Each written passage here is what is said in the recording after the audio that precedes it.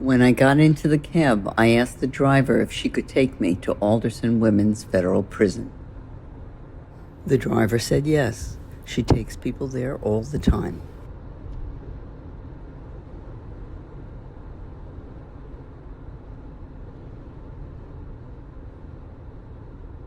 It's been 13 years since my arrest in 1997. I fought to get my case dismissed every day. I lost, and now I am on my way to Alderson Prison Camp. I can't believe it was only last night that I was preparing to self-surrender to a prison in West Virginia.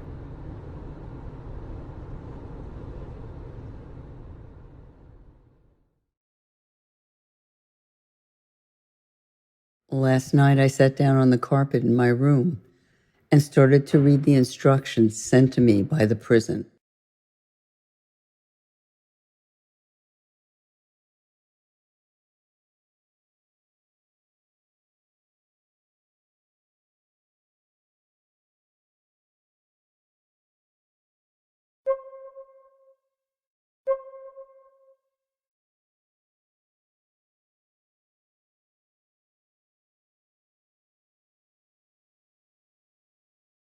The first sentence listed my expected time of arrival with a warning that if I were even a minute late, a bench warrant would be issued for my arrest. It also told me what items I was allowed to bring to prison.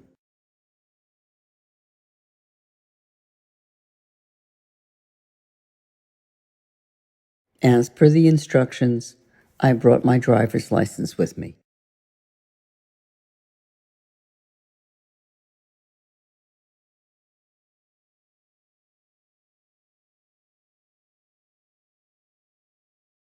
I was allowed to bring in one religious item, so I brought the little Jewish stars my Aunt Bronca gave me.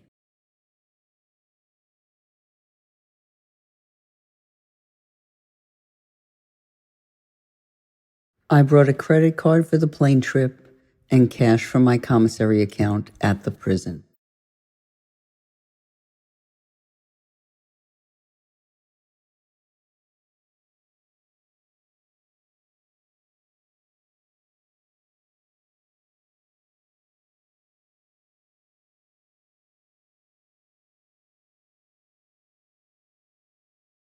The hardest part of this new chapter in my life is knowing I was leaving my mother and Allie for 2 years. I kissed my mother and my beloved Maltese, Allie, goodbye. I felt so much pain, it was almost unbearable. But I tried not to let my mother see this. I was worried that while I was serving my sentence, my mother or Allie would get sick and I would not be there to help. This too was very painful.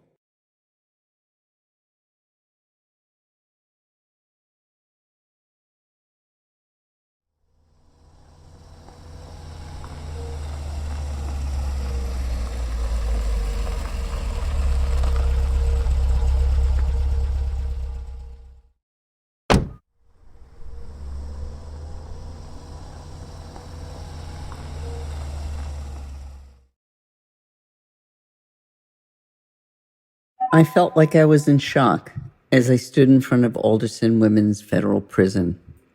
I knew I had to report to the prison officials, but I did not know what would happen to me afterwards.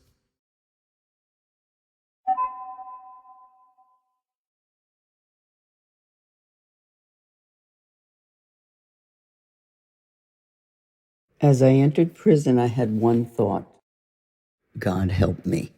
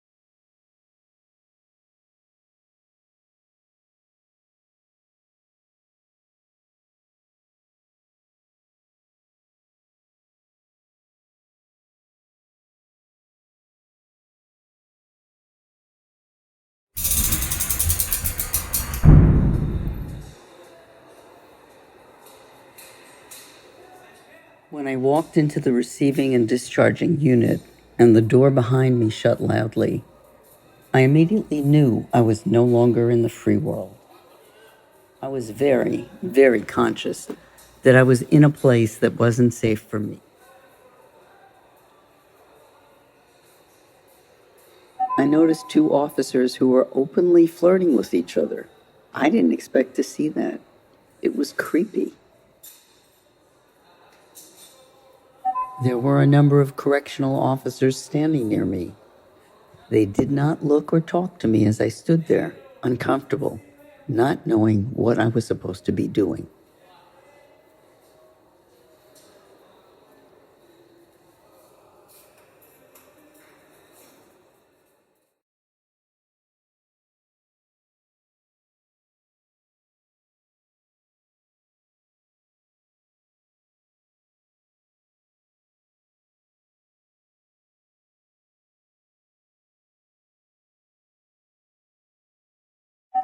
I had never been in a room where the entire ceiling was made up of fluorescent lights. I had to close my eyes, and even that didn't prevent the sudden and immediate headache. After a few minutes, a guard signaled me to follow him, and he put me into a large holding cell.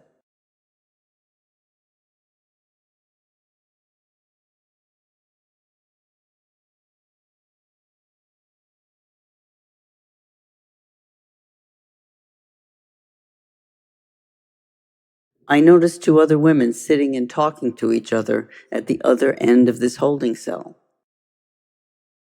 I chose to sit down quickly by myself and as far as I could away from the other two women. I had never been locked in a room before, and I felt afraid.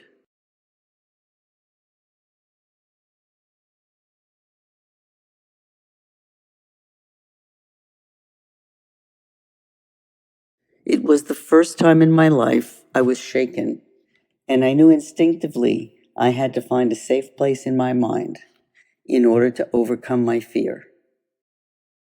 I forced myself to think of a warm and good memory to take my mind off the fear.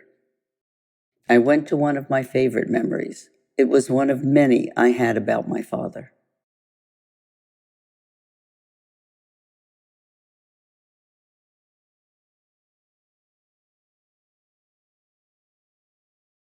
My father drove me to the airport to see me off to college. He would board the plane with me and stay until the very last possible minute.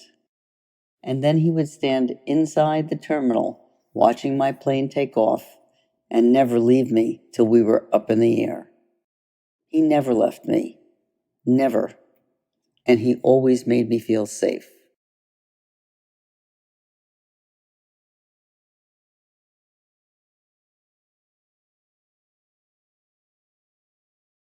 I would bring up this memory many times as it gave me such joy, and it helped me to survive.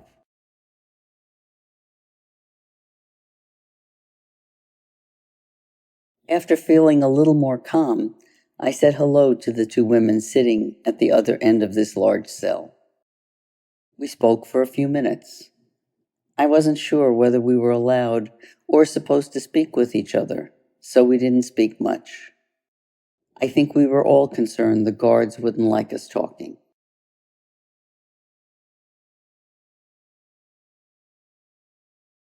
The women had a lunch bag and offered it to me, with a warning.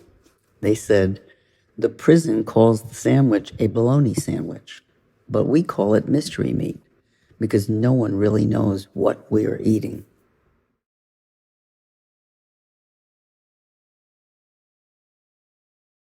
The cell was freezing. I asked the women if there was a way to lower the settings. They laughed and said the guards keep it intentionally cold. And if you ask, they will probably make it colder. I had no idea what to expect once I was in prison. I was shocked by how old, decrepit, and moldy the walls were.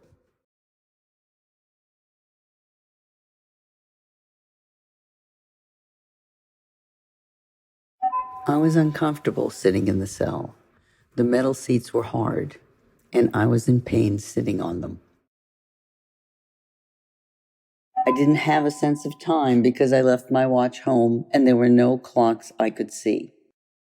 After what felt like a long time, a female guard came over to get me.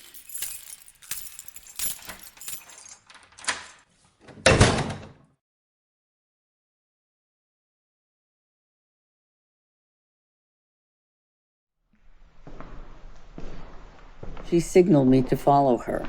I had no idea where this guard was taking me. We walked down the hall from the cell, and she led me into a cold and dingy room on the right side of the hall.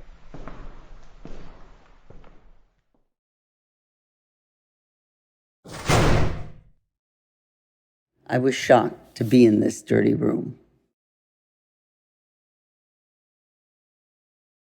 The guard clearly had an attitude towards me. She was in control. She was superior, and she seemed to be enjoying my clear discomfort. I could see that both the sink and the toilet were stainless steel. I had never seen that before. It looked cold. I looked up and saw a camera with its lens facing the toilet and was horrified at the thought that somebody was watching us. She stood facing me and started grunting instructions to me.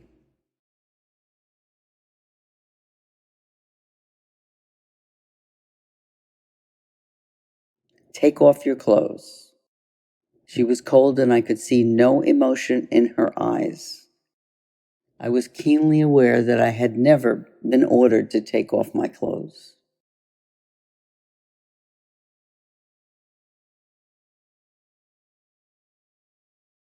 I slowly took off my sneakers and socks and placed them on the dirty floor.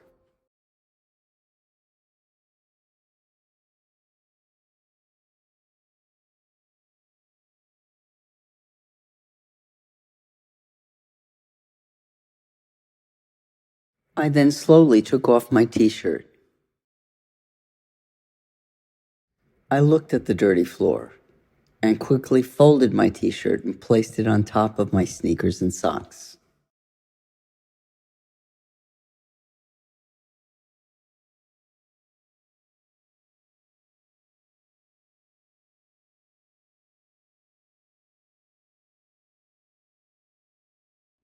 Once I put this in the pile, I covered my breasts with my hands. I felt truly naked in front of her.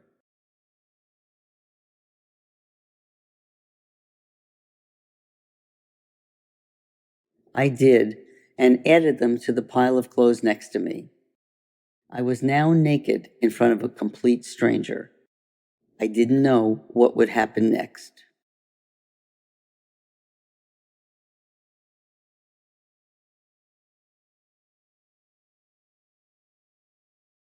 The guard spoke and ordered me to pee in front of her. I walked to the toilet. I sat down to pee. She said, "Wait, I am going to watch you pee." I felt humiliated. The whole process of taking off my clothes and then having to submit to having a stranger order me around was horrible. I had to do whatever she asked. This was prison, and others were now in charge of me.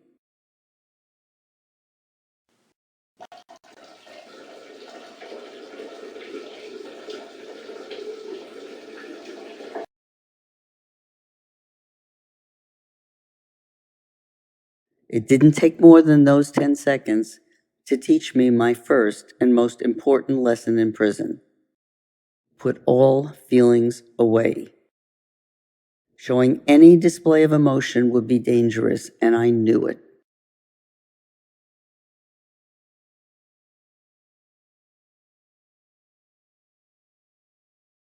I sat in the same spot as before, only this time, the impact of having a stranger touch me in personal places was something I couldn't get out of my mind.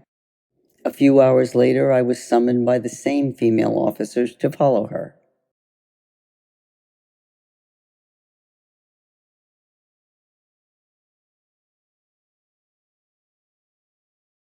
I was told to put my pointed finger into black greasy stuff and then place it on a spot marked for that finger.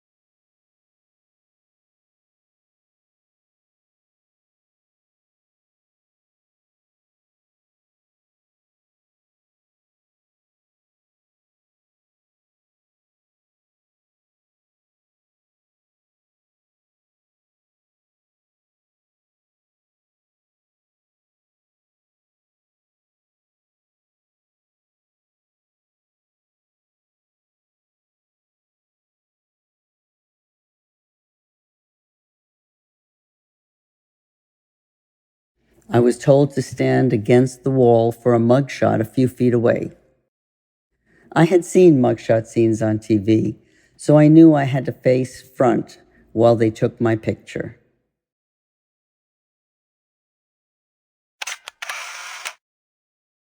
I was told to stand there while an ID was being printed for me.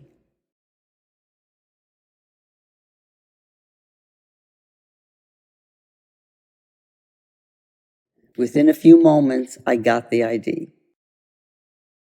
It had my picture, my date of birth, my height, and a number. The officer said, "Memorize the number, because when we call you, we expect you to respond by saying your number." She tested me and asked me who I was, and I looked down at my ID and said,